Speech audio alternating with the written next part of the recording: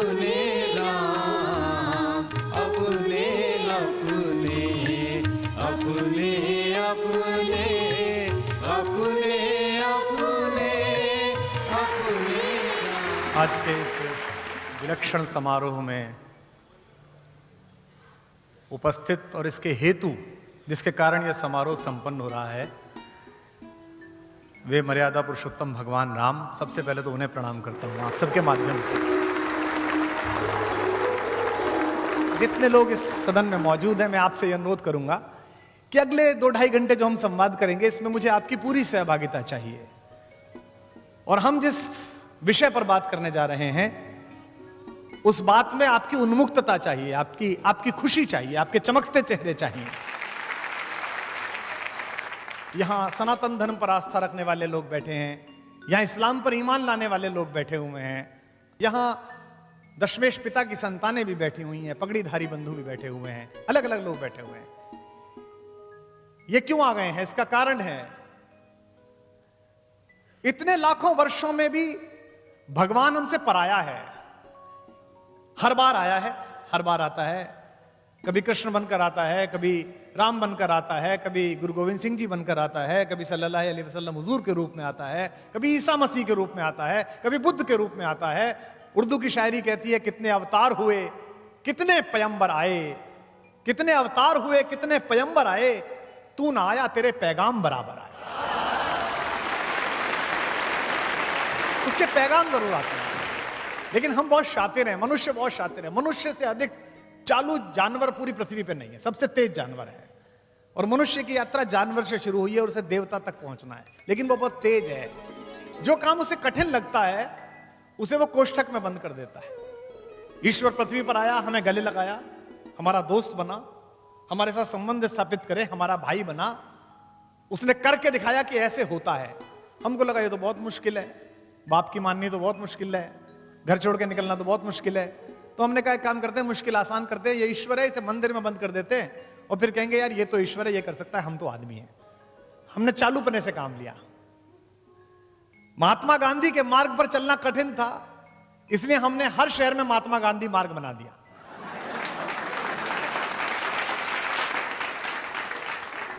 मनुष्य की यात्रा पशु से देवता बन जाने की यात्रा है। आज की तिथि में इस कार्यक्रम को संबोधित करते हुए जो आप कुछ हजार लोग सुन रहे हैं, मैं ये मानता हूं कि इसमें कुछ ना कुछ ईश्वरीय योग भी है। राम पर हिंदी की पहली बड़ी कविता खड़ी बोली के लिखने वाले मैथिली शरण गुप्त का आज जन्मदिन है। आज हरियाली तीज है। आज के दिन ही भगवान शंकर ने पार्वती को अपनी पत्नी के रूप में स्वीकार किया था। और आप में से बहुत सारे लोग जानते होंगे कि रामचरितमानस की जो रामकथा है वो यहीं से प्रारंभ होती है, जिसमें शंकर पार्वती को यह बता रहे हैं कि मैं किसकी पूजा करता हूं। आज ही का दिन तय हुआ, जब ये तिथि तय हुई तब मुझे भी पता नहीं था कि हरियाली तीज होगी। आज की सभा उपनिषद है, जितनी देर हम बैठेंगे। उपनिषद कैसे है? उपनिषद शब्द की बड़ी प्यारी व्याख्या। जब हमारे ऊपर आक्रमण हुए 10वीं शताब्दी के बाद से, तो शायद कुछ लोगों को पता हो, कुछ को ना पता हो, हमारे पुस्तकालय जला दिए लोगों ने आकर। गजनी आया, गौरी आया, उसने कहा किताबें इनको जला दो, आग लगा दो, तो किताबें नष्ट होने लगी। तो हमारे गुरुओं ने एक युक्ति तैयार की। उन्होंने कहा किताबों का अगर जलाना है तो जला दो। गुरु ने जिसको 4 साल गुरुकुल में पढ़ाया, उसमें सबसे मेधावी जो छात्र था, जिसको बुद्धि जिसकी ठीक चलती थी, जिस स्मरण अच्छा होता था, उसको कहा कि मुझे गुरुदक्षिणा दोगे बेटा? शिष्य ने कहा गुरुजी मैं तो 4 साल पढ़ा हूं, आप बताइए मुझे क्या करना है। तो उन्होंने कहा गुरुदक्षिणा में मुझे कुछ सामान मत दो, ये 4 वेद हैं, इन्हें याद कर लो बस। इनको याद कर लोगे तो मैं मान लूंगा कि गुरुदक्षिणा हो गई।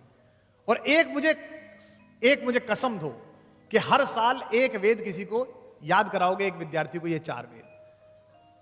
जिसने 4 वेद कंठस्थ किए, उस मेहनीय मेधावी विद्यार्थी को गोत्र नाम दिया गया चतुर्वेदी, 4 वेद याद करने वाला। इसके बाद जो दूसरा था, जिसे 3 वेद याद हो सकते थे, उसे कहा गया तू त्रिवेदी। जिसे 2 वेद याद हो सकते थे, वो द्वेदी। जिसे मिश्रित ज्ञान प्राप्त हुआ, गीता भी पढ़ी, उपनिषद भी पढ़ा, शास्त्र भी पढ़ा, उसे मिश्र कहा गया। और जिसने गुरु के पास बैठकर सीखा, उसे उपाध्याय कहा गया, क्योंकि उसने उपनिषद किया। तो आज के दिन हम और आप उपनिषद कर रहे हैं, हम एक दूसरे के पास बैठे हैं और इस बात पर चर्चा कर रहे हैं। आप सोच के देखिए, आपकी कॉलोनी में जो 3 कोठी दूर रहता है, 3 फ्लैट दूर रहता है, जो आपके दोस्त रहते हैं, वो माहेश्वरी जी फोन करके कहते हैं कि यार वो गुप्ता जी मैं आपके घर आ रहा हूं जरा, मैं और मैडम आ रहे हैं। तो आप क्या करते हैं? सोफे पर जो तकिए उल्टे सीधे पड़े उन्हें थोड़ा ठीक कर देते हैं ना। लेकिन अगर दूसरे शहर से आपके बहनोई फोन करें कि भाई साहब आज शाम तो हम आपके घर आ रहे हैं, पकौड़ी बनवा लीजिए, तो आप चद्दर भी बदल देते हैं, बैठ की चद्दर भी बदल दो, कमरा भी ठीक रख दो। लेकिन अगर किसी दिन आपका कोई सुपरस्टार जैसे आप पसंद करते हो, सचिन तेंदुलकर, विराट कोहली, अमिताभ बच्चन, प्रधानमंत्री, कोई भी आपसे कह दे कि मैं आपके घर आ रहा हूं, तो आप इंटीरियर वाले को बुलाते हैं, कहते हैं सारा बदल दो, आगे से भी सही कर दो, पेंट ठीक कर दो, ये भी कर दो, बड़ा अतिथि आ रहा है, ज्यादा साफ सफाई करते हैं। तो जब इन सामान्य अतिथियों के आने पर इतनी साफ सफाई है, तो इस परिसर में तो राम उतरने वाला है, इसलिए ज्यादा साफ सफाई की आवश्यकता है, ज्यादा। जिसे कहते हैं ना भक्त हो जाना विषय का। इसके विपरीत शब्द क्या है? इसके विपरीत शब्द है विभक्त। विभक्त कभी भक्त नहीं हो सकता।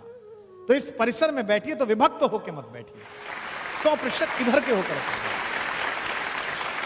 मैं ये इसलिए कर रहा हूं क्योंकि मुझसे बड़े ने कहा, बाबा ने कहा, तुलसीदास ने कहा, स्वांते सुखाए तुलसी रघुनाथ गाथा। पर यह मेरी स्वयं की यात्रा है और इसका लाभ आपको भी मिलेगा। हर कला अपने आप शुरू होती है, स्वांते सुखाए शुरू होती है, अहेतुक शुरू होती है। अहेतुक बड़ा प्यारा शब्द है। जैसे 2000 किलोमीटर दूर समुद्र में 3 लहरें 4 लहरें बड़ी बड़ी लिपट के एक दूसरे से नाचती हैं, आधा आधा किलोमीटर ऊंची उठ के। इसलिए नहीं नाचती कि सैटेलाइट उन्हें देखे, इसलिए नहीं नाचती कि वो डॉल्फिन जो बाकी तैर रही है उनका कोई वो डांस का कोर्स करवाना है, वो इसलिए नाचती है कि उनके अंदर ये ऊर्जा है।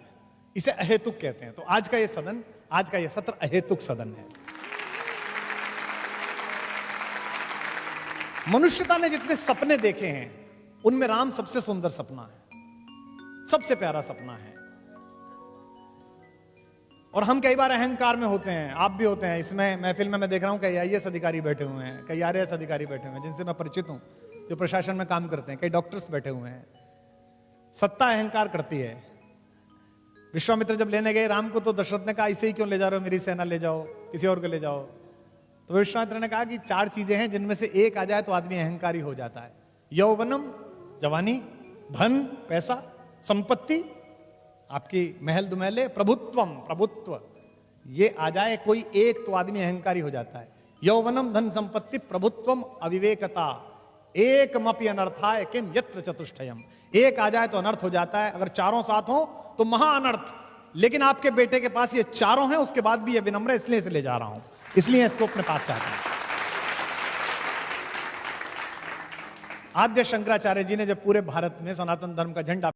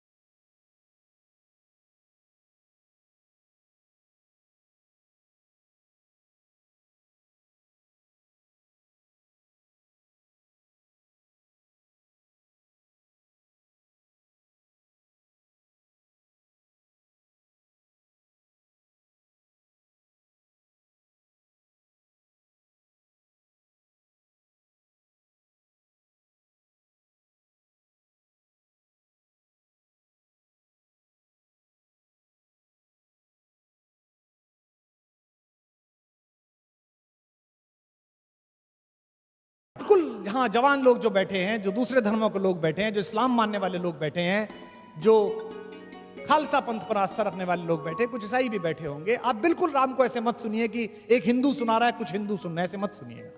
क्योंकि मेरी योजना में यह भी है कि आज के बाद कुछ दिन बाद मैं कृष्ण पर भी अध्ययन करके बोलूंगा, कुछ दिन बाद मैं अध्ययन करके सल्लल्लाहु अलैहि वसल्लम हुजूर मोहम्मद साहब पर भी बोलूंगा, इस्लाम पर भी बोलूंगा, कुछ दिन दशमेश पिताजी पर बोलूंगा। तो जितने भी लोग हैं उनमें हो सकता है कोई ना मानता हो राम को, मत मानिए, कहानी सुन लीजिए। अगर किसी ने कहानी भी लिखी है तो भी ऐसी कहानी लिखी है कि इस कहानी को ही ठीक से जी लेंगे तो सर्वश्रेष्ठ मनुष्य बनने की संभावना आपके अंदर पैदा हो जाएगी। आपका व्यापार, आपकी शिक्षा, सब कुछ सफल हो जाएगी। इस संसार को अंधकार से, उत्पीड़न से निजात दिलाने के लिए ये लोग आते हैं, जितने भी लोग आते हैं, चाहे भगवान जिस भी प्रकार से आते हैं। अच्छा, ये तो मानोगे कि ऐसा होता है जब लोकतंत्र में 5 साल की सरकारों में आप ऐसा करते हैं कि जो ज्यादा सिर पे तांडव कर ले उसे एक दिन बटन दबा के आप हटा देते हैं और कहते हैं कि नया लेके आओ। ये बात अलग है कि दूसरा उससे ज्यादा गति से तांडव करता है, तो फिर आपको लगता है अभी से कैसे करके लाओ। फिर कई बार आप वैकल्पिक व्यवस्थाएं करते हैं, वो दोनों से ज्यादा मिलकर ज्यादा करता है। हम अनुभव में है, हमें पता है उसका।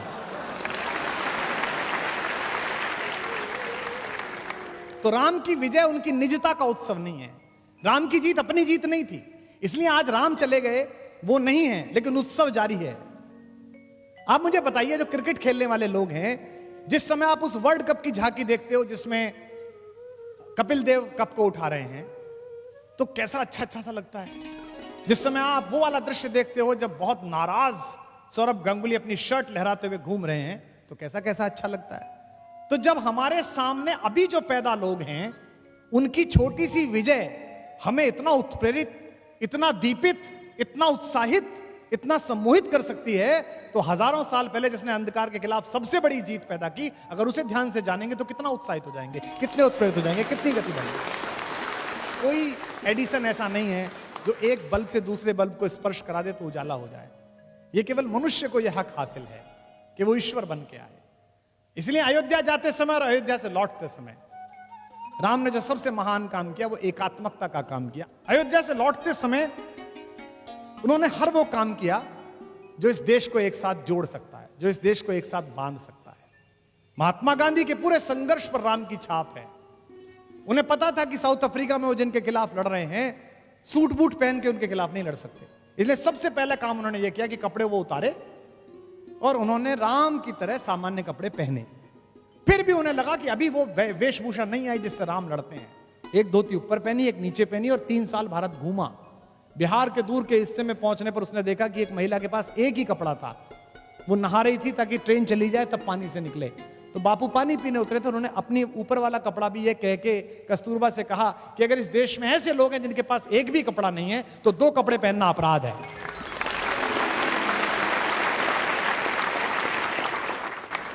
और मैं आश्चर्य में था कि मैंने 1942 में चर्चिल का भाषण पढ़ा, मैंने जो ब्रिटेन की पार्लियामेंट में उसने गांधी के खिलाफ दिया। चर्चिल बोला कि वो अधनंगा फकीर, वो ये चाहता है कि वायसराय का हाथी उसे सलामी दे। और जब मैं मानस पढ़ रहा था तो मैंने देखा कि जब अंगद समझाने गया रावण को कि मूर्ख मान जा, इस स्वराज की ताकत को समझ ले, तो रावण भी यही कह रहा था, अच्छा वो अधनंगा फकीर, वो तपस्वी, वो मुझे हराएगा। यानी कि हर बार रावण इसी प्रकार बोलता है। और एक बात ध्यान रखिए, जो अपने से बाहर नहीं आएगा, घर से बाहर नहीं आएगा, परिवार से बाहर नहीं आएगा, समाज से बाहर नहीं आएगा, वो बड़ा नहीं कर सकता।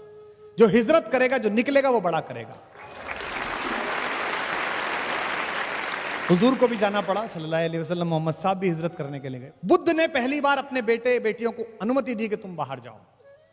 सबसे पहले अशोक के दोनों बेटे संघमित्रा और महेंद्र बाहर गए। आज दुनिया में आप इंडोनेशिया जाइए, आप दुनिया में थाईलैंड जाइए, तो आपको वहां बौद्ध धर्म दिखाई देता है। क्यों? क्योंकि बुद्ध ने अनुमति दी। काश कि हमारे ऋषि मुनियों ने भी अनुमति दी होती कि हम राम की बात कहने जाएं, तो आज पूरे देश में कुछ नहीं तो 100-150 देशों में भी तो हमारा भी कब्जा होता, हमारे विचार की भी बात होती, हमारी भी बात सुनी जाएगी। जो घर छोड़कर जाता है उसे मिलता है, और ये सबके साथ हुआ है। हम में से कुछ का ट्रांसफर हो जाता है। मैं देख रहा हूं यहां अधिकारी बैठे हैं प्रशासन के, जो नौकरी करते हैं, ट्रांसफर पे दुखी हो जाते हैं, जालौर मिल गई जी पोस्टिंग। मुख्यमंत्री से कह दो जरा आप, ये 2 मंत्री बैठे हैं, हमारे दोस्त हैं दोनों, इनके यहाँ कह दो साहब, हॉल में बैठे हुए लोगों, दशरथ का पुत्र राम अगर अयोध्या रहता तो केवल राम बन के रह जाता, जंगल जंगल जाकर लौटा तो मर्यादा पुरुषोत्तम भगवान राम था।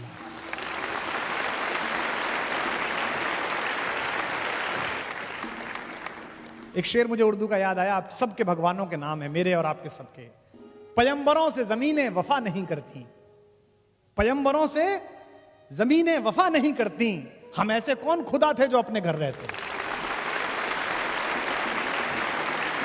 अयोध्या छोड़ी राम ने तो अपनी आनुवंशिक पोजीशनिंग छोड़ी।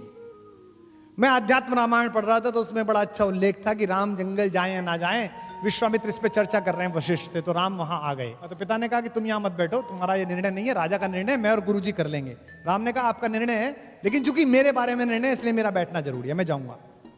उनसे कहा अच्छा जाना ही है तो सेना साथ ले जाओ। तो उन्होंने कहा कि जंगल के लोगों की रक्षा अगर सेना से ही होनी थी और सेना ही ठीक थी तो मेरे जाने से क्या था। पिता ने कहा अंगरक्षक साथ ले जाओ।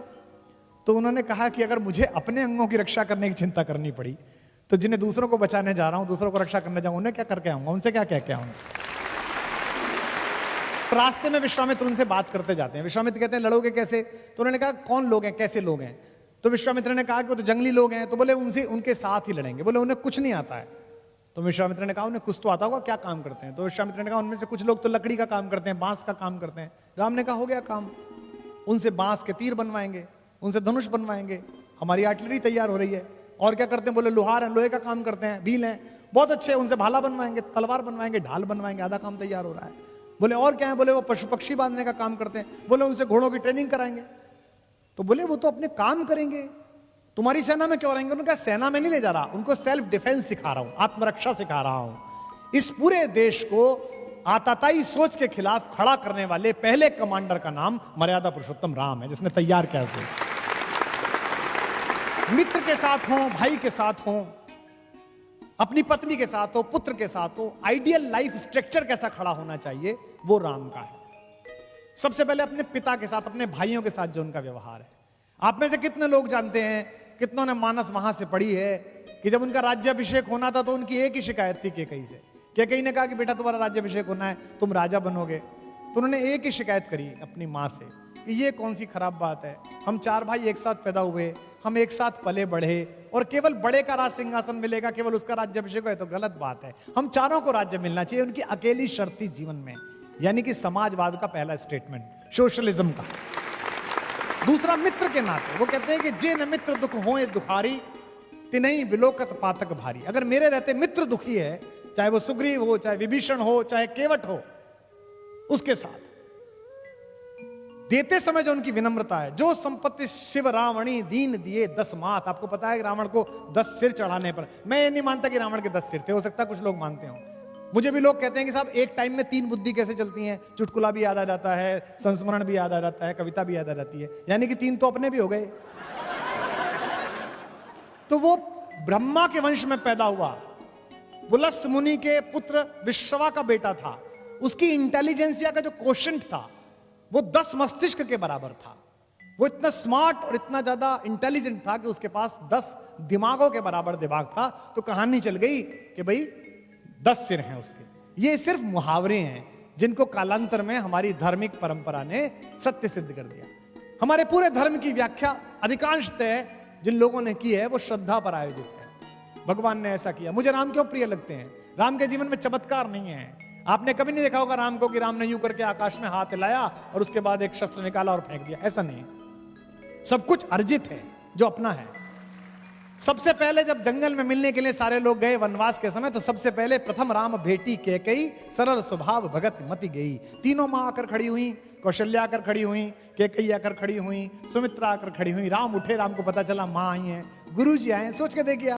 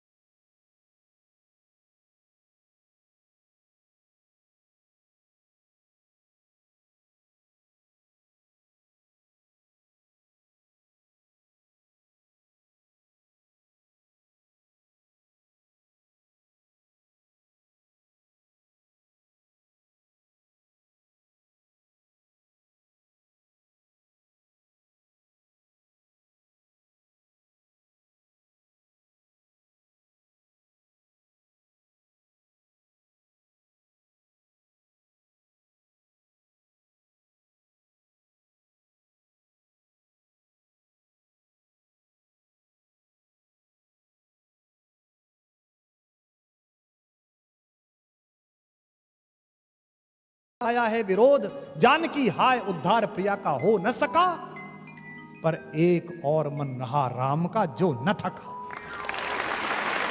उन्होंने कहा ऐसे थोड़ी चलेगा, ऐसे पूजा थोड़ी उठा दूंगा। तो राम ने क्या किया? राम ने कहा कि मां कहती थी मुझको राजीव नयन, मुझको कहती थी कमल के जैसे आंख वाला है मेरा बेटा, तो अभी 2 कमल के फूल मेरे पास हैं। तो राम ने अपना एक तीर निकाला अपने तरकश में से और उसको हाथ से पकड़ के उसकी फलक आंख की तरफ ले गए कि अपनी एक आंख चढ़ा देता हूं। युद्ध में विजय होनी चाहिए, सत्य जीतना चाहिए। और जब बिल्कुल आंख के पास पहुंच गया तीर और देवी को लगा कि अभी आंख निकाल लेगा, तब स्वयं दुर्गा प्रकट हुई और उन्होंने हाथ पकड़कर कहा होगी जय होगी हे पुरुषोत्तम नवीन, के महाशक्ति राम के बदन में होगी।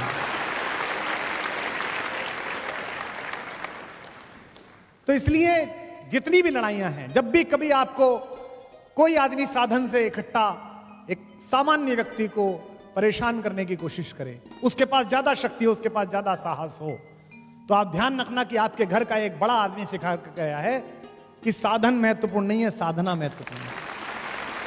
और राम के सबसे प्रिय मित्र जिनको लंका का राज्य दिया, वे विभीषण भी अधीर हो गए। उन्हें लगा यार कि लड़ाई तो ठीक है, अब जीतोगे कैसे? हमने भी 2-4 छोटी मोटी लड़ाई कभी सम्मेलनों में और राजनीति में की, आंदोलन में की, तो हमको भी समझाने आते थे इनसे कैसे लड़ोगे, ये तो पुराने वाले हैं।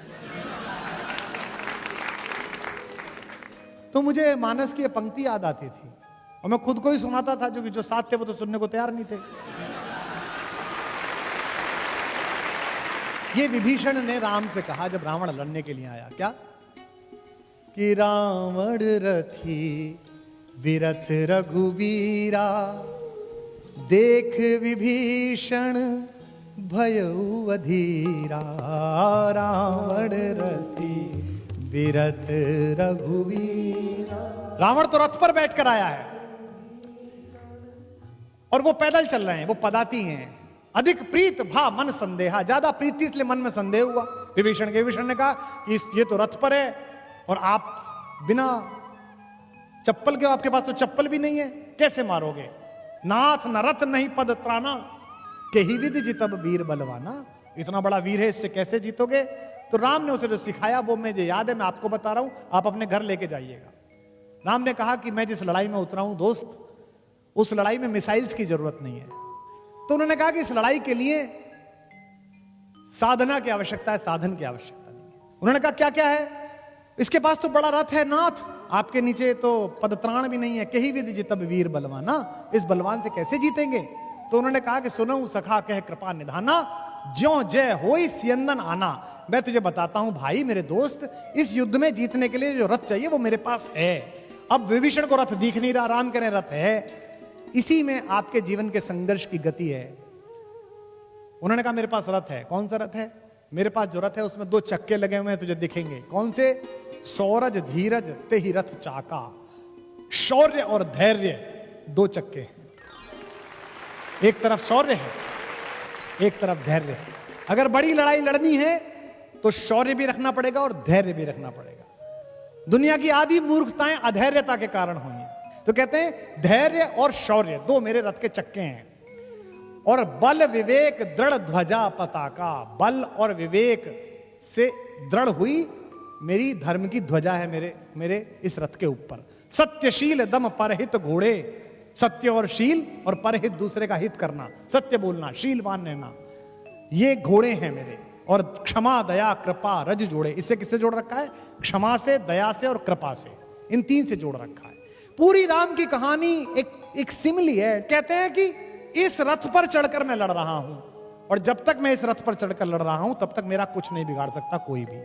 तो आपके पास अगर साधन कम हो तो आप समझ लेना कि आपके पास ये वाले साधन अगर हैं तो आप दुनिया के किसी भी आदमी से जीत सकते हैं। एक अयोध्या है जो सात्विकता का प्रकर्ष है, एक लंका है जो तामसिकता का प्रतीक है। इन दोनों के बीच लड़ाई है, लेकिन राम इन दोनों के बीच की लड़ाई के लिए राजाओं को साथ नहीं लेते। आपने कभी सोचा कलेजे पे हाथ रख के कि राम जब भारत में घूमे होंगे तो दंडकारण्य में जहां वो रुके, जहां उन्होंने कुटिया बनाई, उसके ठीक बगल में उनके मामा थे, ननिहाल थी उनकी, कौशल प्रदेश। मामा से कह सकते थे थोड़ी सेना दे दो, मुझे लड़ने जाना है। नहीं, राम ने पूरे रास्ते किसी राजा से बात नहीं की। राम ने पूरे रास्ते वंचितों से, दलितों से, पिछड़ों लोगों से, वनवासियों से, SC ST से बात की, आखिरी सफ में खड़े हुए आदमी से। और साथ में किसे लिया? हराने के लिए, लंका को परास्त करने के लिए किसे साथ में लिया? किष्किंधा को। किष्किंधा क्या है? प्रकृति का सबसे बड़ा आयुर्वेद, योग, नेचुरल एसेंस, हमारी नेचुरल आर्ट्स, हमारे नेचुरल इंग्रेडिएंट्स, इनको किसने लिया? दिल्ली ने। और हराई क्या? मार्केट, लंका। इसलिए दिल्ली को, जयपुर को यह याद रखना पड़ेगा कि अगर अपने शत्रुओं से आपको पार पानी है, अगर चाइना का सामान बंद कराना है, अगर अमेरिका को घुटनों पर लाना है, तो सबसे पहले अपने वनवासियों, अपने वंचितों, अपने पिछड़ों, अपने दलितों और अपने जंगल के लोगों के पास जाना पड़ेगा। हनुमान प्रतीक है। हनुमान किस बात का प्रतीक है? वो शांति की खोज में गए, शांति का अपहरण हो गया है। शांति कौन है? सीता। सीता साक्षात शांति है इस कहानी में। और शांति किसको मिलती है?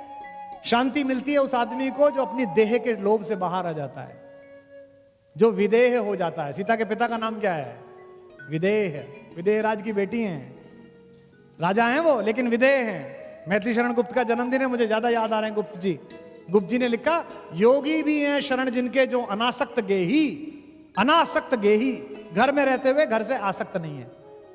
किसको मिली वो? विदेह को, देह में रहते हुए देह से बाहर। और सत्ता में बैठे हुए लोगों और सरकारी अधिकारियों, आरएएस अधिकारियों, आईपीएस आईएएस अधिकारियों जो यहां बैठे हो वो सुनो, और जो बनना चाहते हो वो सुनो। शांति राज्यसभा में बैठकर नहीं मिली। जब राजा जनक लोकसभा में बैठे हुए थे तब नहीं मिली, जब सिंहासन पर बैठे थे तब नहीं मिली, युद्ध कर रहे थे तब नहीं मिली। कब मिली? जब किसान की तरह पसीना बो रहे थे खेत में, तब सीता माता उन्हें प्राप्त हुई। राम सूर्यवंशी हैं, जो आकाश का द्योतक है, और सीता पृथ्वी से निकली हैं। इसका मतलब क्या है? ये प्रकृति के दोनों चीजों की युति है। लक्ष्मण भाई का प्रतीक है, बचपन से जानते हैं। 12 तें निज हित प्रति जानी, लक्ष्मण राम चरित रति मानी। भरत के आने पर लक्ष्मण क्रोध करते हैं, राम समझाते हैं उनको। आप में से जितने लोग हैं, मैं इस पर कल भी बोलूंगा, सोच के बताइए राम की कहानी में कि राम के अलावा केवल एक पात्र जिसका मंदिर बना। एक एक दो दो मंदिर कहीं बन गए हो तो बन गए हो। राम की कहानी में राम के अलावा किसी का मंदिर नहीं बना। जिस माँ ने उनको जन्म दिया उस कौशल्या का मंदिर नहीं है। जिस पिता